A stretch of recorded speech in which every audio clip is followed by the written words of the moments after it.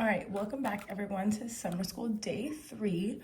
We're gonna go ahead and jump in. Today's quiz is going to be paper and pencil test, so make sure you're taking good notes because you will not have a Chromebook and it will not be multiple choice. So we're gonna go ahead and jump into our learning goals here. Our learning goals, our students will factor quadratic expressions. So that's one topic of factoring. Including factoring out a common factor, so that's gonna be our second topic, and factoring by grouping. Okay, so I've kind of labeled these 1, 2, and 3. They are gonna be a little bit more obvious as we go through the notes, and the notes will match up with your quiz a little bit more obvious. So let's go ahead and go into factoring a quadratic expression. So to factor a quadratic expression, it means we're gonna be going from standard form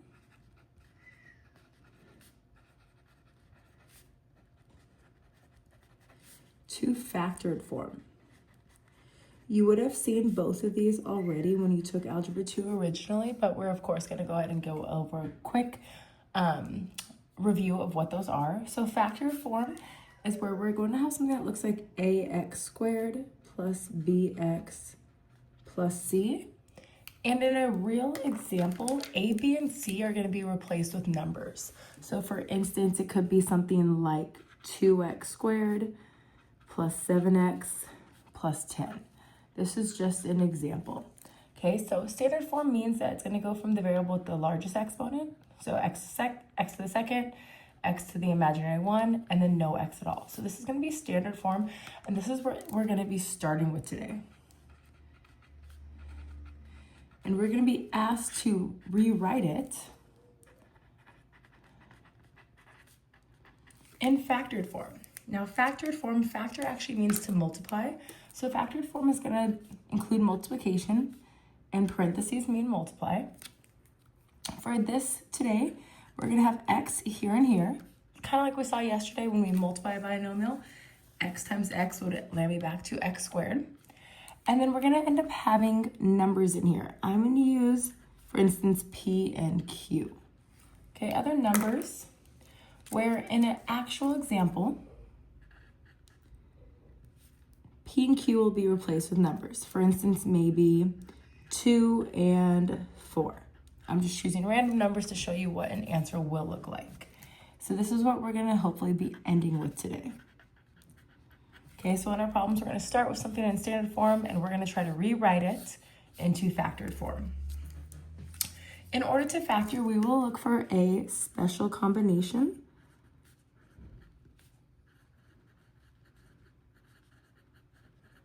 of numbers. If you do not feel confident in your adding and subtracting and multiplying memorization, really rely on a calculator today because it's going to become really important. So we have this A, B, and C here.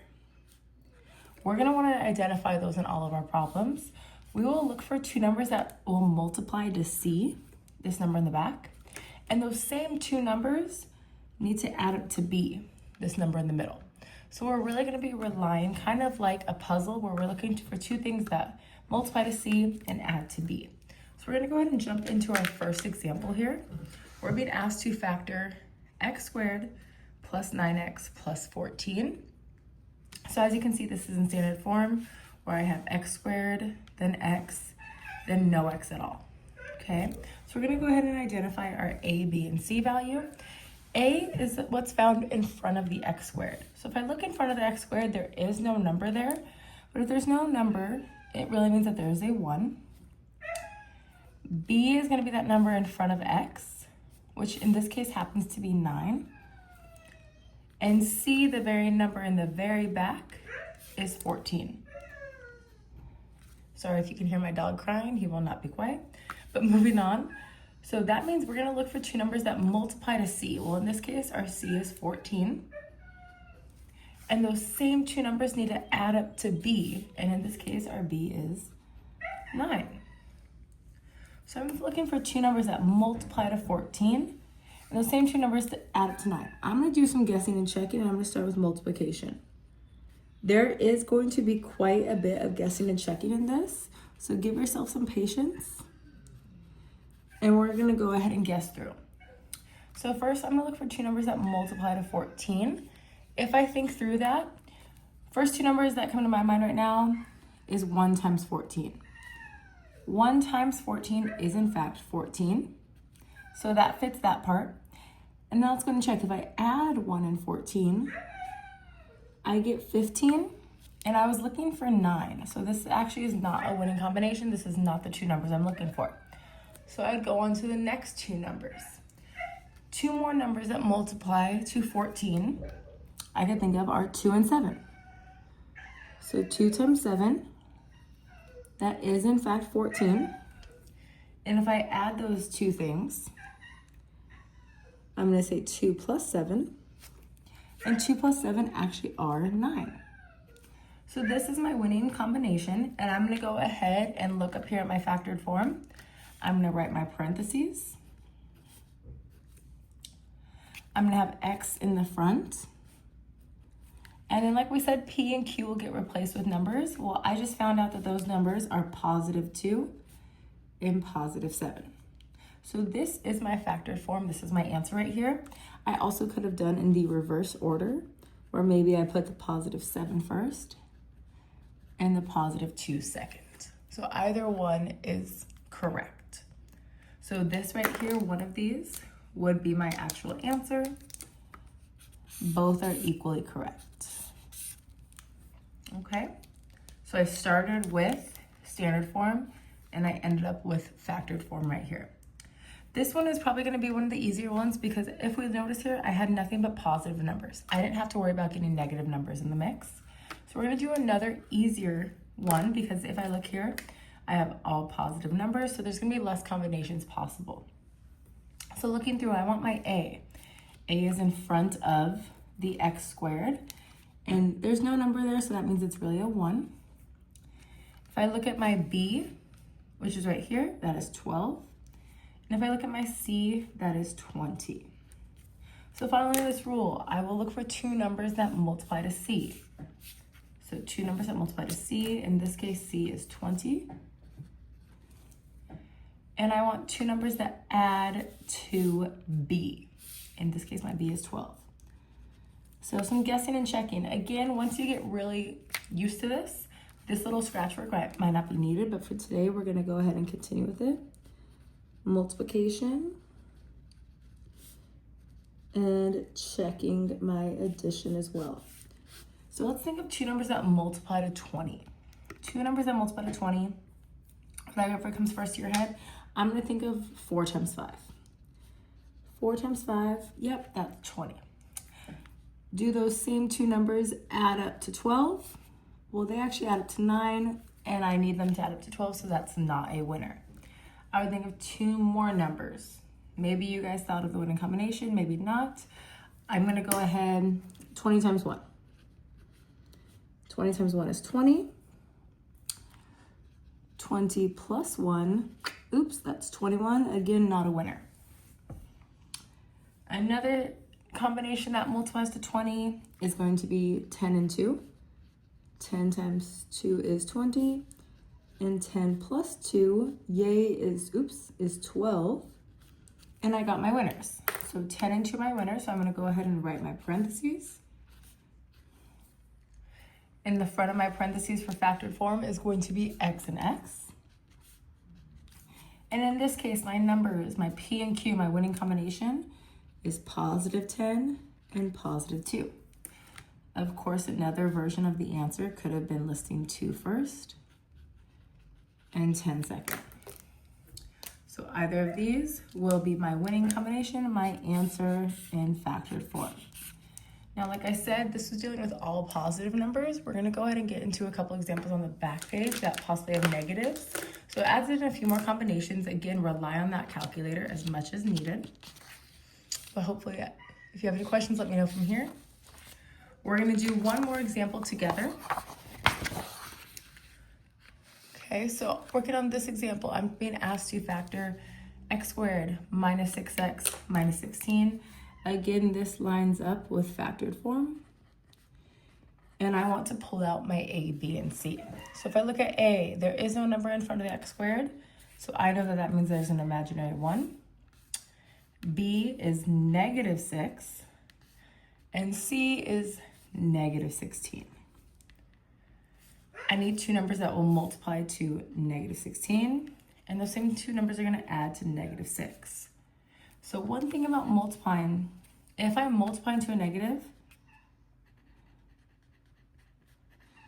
multiply to a negative, let's think about this. A negative, or sorry, let's first say a positive times a positive is going to equal a positive. A negative times a negative is also going to equal a positive. The only way I'm going to multiply to a negative is if I have positive times negative. So that tells me down here in my factored form, I can already know for sure one of my numbers has to be positive, one of my numbers has to be negative.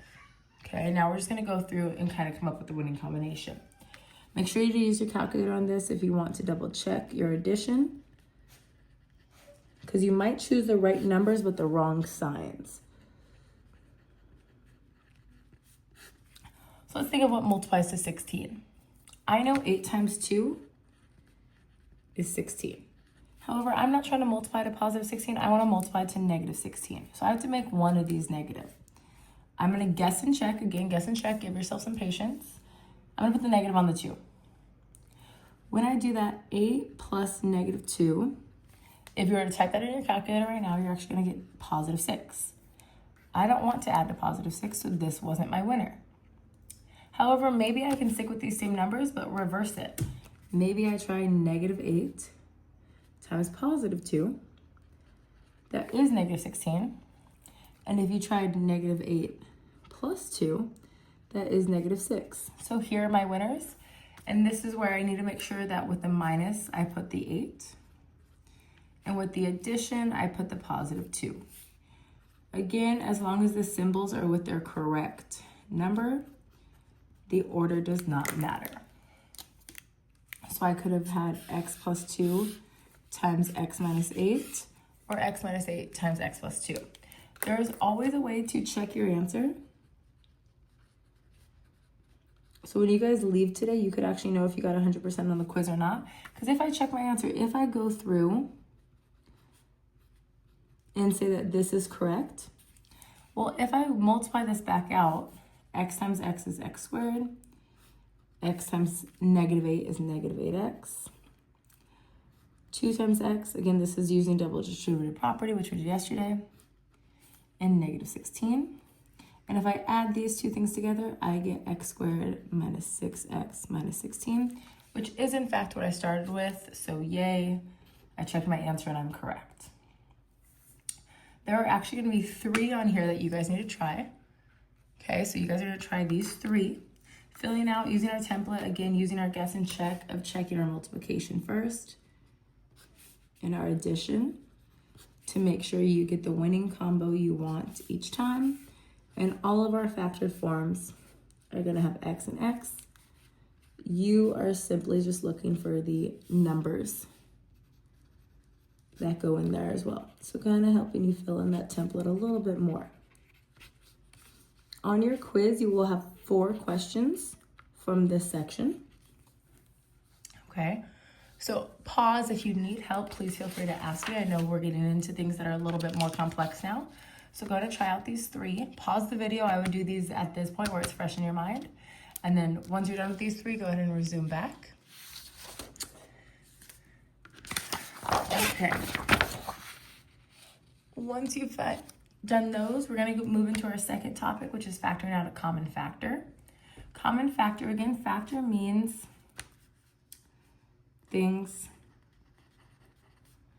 that multiply to the number.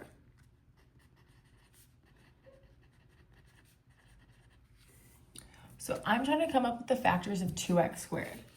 So I want to know what is everything that would multiply into 2x squared. So what's everything that multiplies to 2? So I know 1 times 2 is 2. And there's no other numbers that multiply to 2. I also know x can be multiplied to get x squared. And x squared can go into that. So these are all of my factors of 2x squared. Next, I'm going to try to come up with the factors of 24x. These are just some examples, random terms. 24x. So let's think of what goes into 24. I know 1 times 24. I know 2 times 12. I know 3 times 8. And I know, oops, I wrote the wrong thing, 4 and 6. So 1 times 24, 2 times 12, 3 times 8, 4 times 6. And I also see an x there, so x will be a factor. X squared is not a factor because this only stops at 1x. There's not 2 of them in there. Next, 40, a little bit larger of a number, so it's going to have a little bit more factors. Everything that goes into 40, use your calculator if you need to. I know 1 times 40, 2 times 20. Let's see what else. I know 5 times 8. And I don't think I'm missing any other ones. So those are my factors. Now, our next question says, what is the greatest, aka biggest? And common is another way of saying shared. So what is the greatest common factor, the 3 terms above, meaning what is the biggest shared factor? So what is the biggest number that all 3 of these lists share? If I look at this one has an x and this one has an x. However, this one doesn't, so x is not included. 1 is in there, but I want the biggest. So if I look through here, I do notice every single one of these has a 2. So my GCF is 2. Now we're going to actually use that. This was kind of leading us into our first example here. Now we're being asked to factor 2x squared plus 24x plus 40. Okay, these are some larger numbers. If I were to fill this out right now, I would have my A is 2, my B is 24, and my C is 40. Bigger numbers with factoring just means more possibilities, more combinations, and a little bit more to do. So what I always want to do, well, first I'm going to point out A is not 1. And all the other examples we did together, and every single one you see from this front page, A was 1, A was 1, and A was 1. We're now going to see where A is not 1, and that makes factoring a little bit more complicated.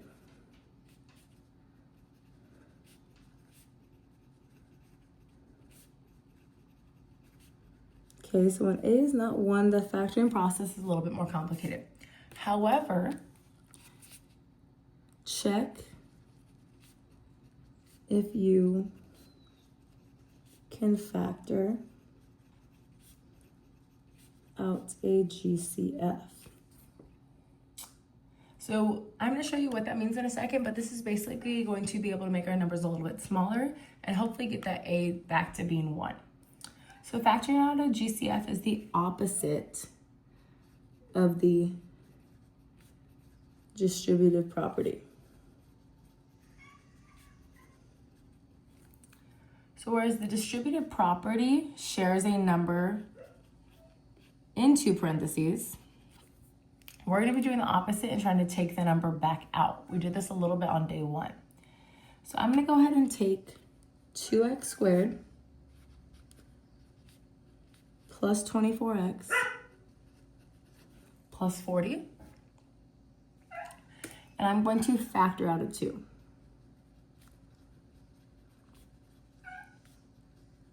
Factor out the GCF, which we already established up here was 2. Okay, so this was 2x squared, this was 24x, this was 40. We already did that background work. So I'm now going to take 2, and I'm going to pull it out of every single term.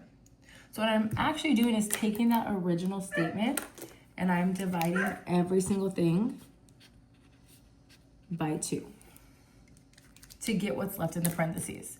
So 2 divided by 2 is 1, so I'm going to have 1x squared.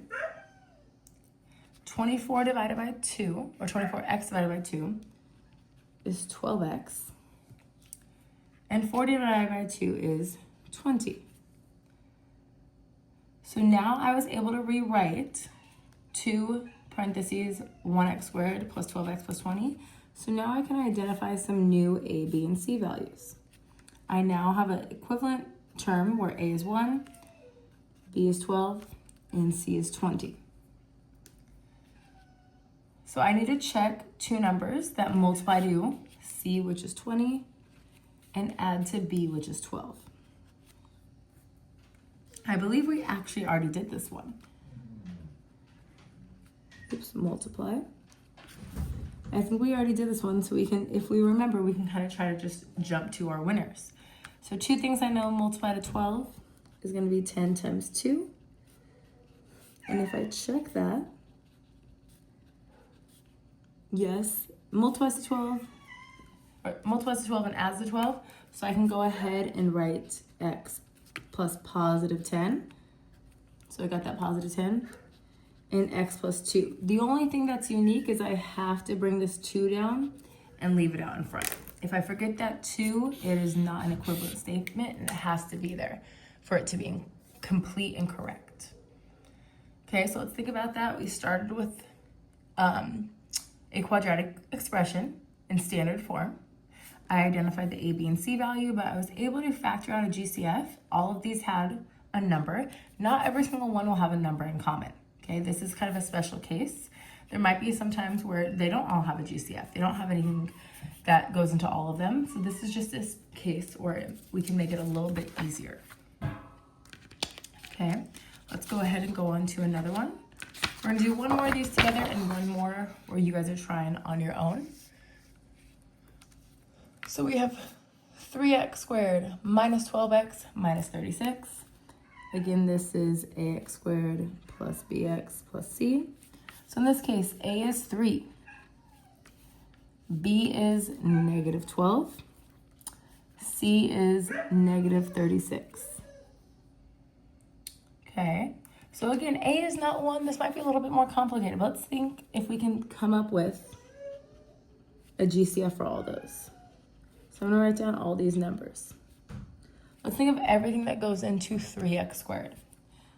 1 times 3, an x and an x squared. Oops, this gets an x. Let's think of everything that goes into negative 12. I know 1 and 12 go into it. 2 times 6, and 3 times 4, and there's also an x. Lastly, 36. I know 1 and 36. 2 times 18. Let's see, 3 times 12. And 4 times 9.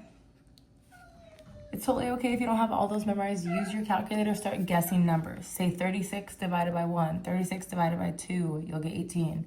36 divided by 3, and you'll get 12, and so on.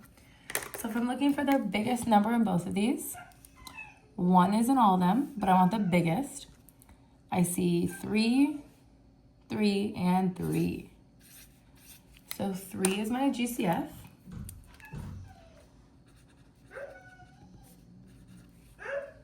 And once I do that, I'm going to go ahead and take this original statement, 3x squared minus 12x minus 36, and I'm going to try to pull that 3 out, pull it away.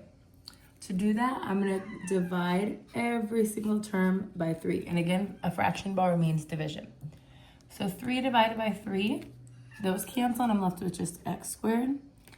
Negative 12 divided by 3 is negative 4x. And negative 36 divided by 3 is minus 12. So we had the GCF. I was able to come up with a number that went into all 3 terms. And now I have a new a, b, and c. A is 1, b is negative 4, and c is negative 12. Okay, so using these new a, b, and c, I need 2 numbers that multiply to c, which is negative 12, and add to b, which is negative 4. So let's start our multiplication and our addition. I'm multiplying to a negative, okay? Again, only way I'm gonna multiply to a negative is it has to be a positive times a negative. That is the only way. So I need 1 of each. Let's think of what multiplies to 12. I know 3 times 4. I need it to be negative 12 though, so let's go ahead and make one of them negative. We could try the 3. Okay, so negative 3 times 4 is negative 12. Let's go ahead and guess and check our addition. If I were to put this in the calculator, I get 1. That's not what I need, so this is not the winner. You could try rearranging, maybe make the 4 negative. If I do that, end up with negative 1, again, not a winner. So 3 and 4 just aren't my winners for this. So we're gonna go ahead and try a different set of numbers. What else multiplies to 12? I think 6 and 2. But I need one of them to be negative in order to get negative 12 out. So let's go ahead and throw in the negative again, just guessing and checking. So negative 6 times 2 is negative 12. What about negative 6 plus 2? That is negative 4, which is, yay, what I want, and I have my winners. So my winners are negative 6 and 2. So in my parentheses, I write x minus 6, positive 2. But don't forget, I need to write my GCF. My GCF's got to go down in front, and I'm going to put a 3 right there. Okay. You will have 2 problems like this on your quiz. All right, so you're gonna have 4 problems of the previous section and 2 problems where you're looking for a GCF. And then once you find that GCF, you have to completely factor it. If you wanna pause right now, go ahead and try out this problem. If you have any questions at all, please let me know. I know these are starting to get a little bit more complex, a little lengthier of problems. So if you need help, pause and let me know. And then we're gonna go on to our last type of question today. Topic number 3 is gonna be factoring by grouping. These are going to stand out because they're going to look a little bit different. Factoring by grouping will be done when there are 4 terms instead of 3. So if you look here at this example, we see 1, 2, 3, 4 terms. We will group, hence the name factor by grouping, the expressions into 2, or group this one thing into 2 different things, 2 different expressions. So what I'm actually going to do is if I have these 4 terms, I have 6x cubed plus 3x squared plus 8x plus 4. As you can see, this is not an A, B, and C situation. It's not A, B, C. I have more terms than that. So what I'm actually going to do is I'm going to group this into 2 different things, and I'm going to color code it on my behalf. So I'm going to put the first 2 terms together in pink, and I'm going to put the last 2 terms together in purple. If you had a good understanding of looking for a GCF, this is going to come a little bit easier. I'm going to look at just the pink terms right now, and I'm going to look for a GCF. So I will write this in pink. I want a GCF of 6x cubed and 3x squared. So let's start listing out what goes into 6. I think 1 and 6, 2 and 3. I also have an x. X squared would go into this because that's smaller than x to the 3rd, and an x to the 3rd would go into this. Okay, so those are all the things that go into 6x cubed. Looking at the factors of 3x squared, I know that's 1 times 3. Those are the only numbers that go in. I know an x, because there's an x squared, and an x squared. So let's find the biggest things in both these lists. I think we have a 3 in both. And that's not it. We also have an x squared in both. So I'm actually going to be able to say my GCF is 3x squared. So I'm going to go on over here and I'm going to write 3x squared out in front. Okay, and just like we did in the previous page, we're going to talk about factoring this out. So I'm going to divide this by 3x squared. I'm going to divide this by 3x squared. Taking it piece by piece, we're completely ignoring that those purple numbers are there right now. 6 divided by 3, that's going to be 2. Using some of our stuff, if we have x to the 3rd over x to the 2nd, you guys did this yesterday in your notes, perfectly carrying over. I'm going to take top exponent minus bottom. So the base is going to stay x, and 3 minus 2 is 1. Moving on to the next, I have 3x squared divided by 3x squared. Well, 3 over 3, or 3 divided by 3, is positive 1. And x to the 2nd over x to the 2nd. Those would cancel each other out. Or you can think of it as x to the 2 minus 2, which is 0. So again, 0 means there's not going to be an x. So I'm just gonna have 2x plus 1. Again, whenever there's the same thing on top and bottom, everything cancels out and we're left with 1. Try to remember this does not equal 0. So done with that part. Now we factored out this group correctly. Now I'm gonna look for a GCF of 8x and 4. So let's list everything that goes into 8x. I know 1 times 8, 2 times 4, and x. Perfect. Everything that goes into 4, I know 1 times 4 and 2 times 2. I can put 2 in the list twice. So let's see, what do we see is the biggest in both? I see a 1, I see a 2. The biggest in both is going to be 4. This one has an x, this one does not. So x cannot be my GCF. I'm just going to have 4. And it's a positive 4, so I have to write plus. Do not forget this plus right here. And then I'm going to go ahead and factor that out, which means I'm going to divide all this. 8x divided by 4. 8 divided by 4 is going to be 2, and there's still an x there. Again, 4 over 4. Don't forget and just write this as 0. 4 divided by 4 is positive 1. Okay, and 2x or 2x to the first means the same thing.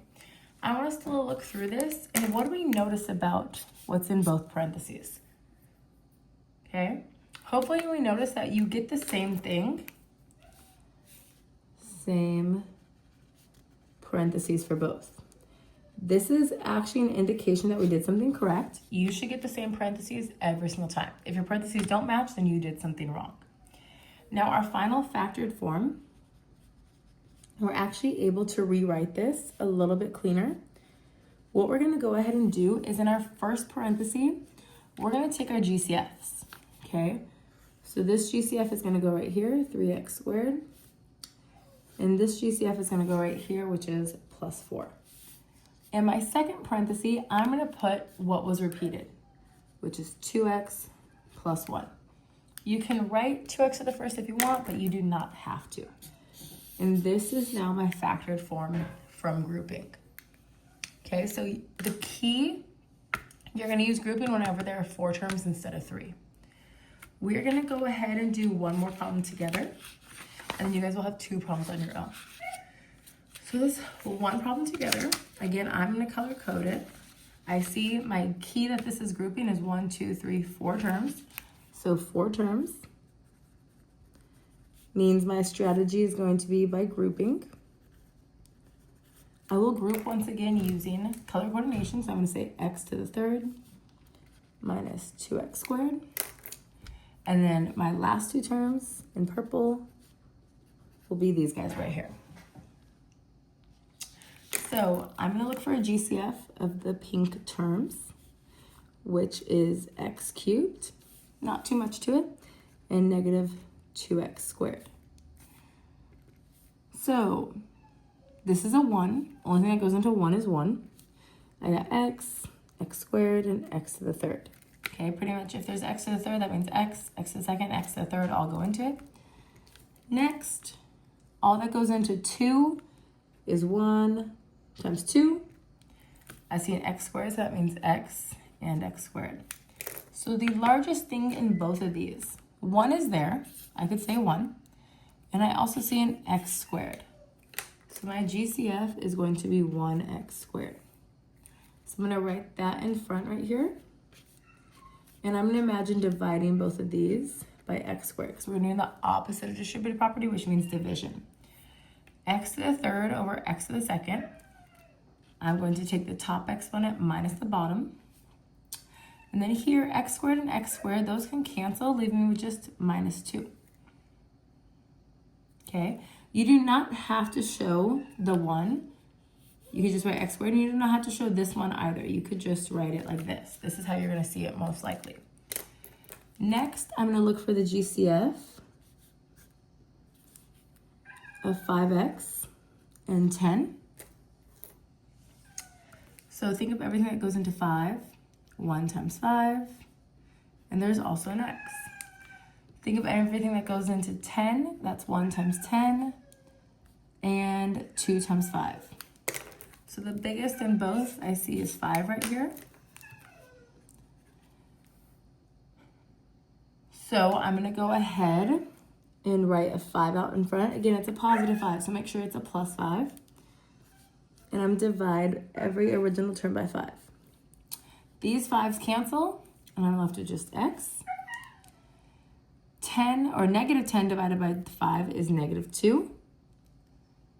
And I'm just going to rewrite that to my simplified part. And again, looking here, my parentheses match. That is a good sign. I want my parentheses to match. So my final factored form, I'm going to kind of rearrange this so everything's in parentheses being multiplied. My factored form in the first parentheses, I'm going to take the GCFs, which is x squared and positive 5. Don't forget your plus. And in my second parentheses is going to be x minus 2. Again, feel free to ask me for some help. Your quiz today will be paper and pencil. You won't have multiple choice to choose from. And these are getting, as you can tell, 2 problems took up a whole page. We took our time, did plenty of showing our work. So feel free to pause and ask me questions or for any help. And then you're gonna just complete these last 2. Again, where once you see this, you will chunk these 2 up together and you'll chunk the last 2 up together. Okay, remember parentheses should match once you pull out GCF. That is the sign that you're on the right track. Oops, that is the sign that you're on the right track. All right, go ahead and get started on all these your try, and then come up and show me your notes.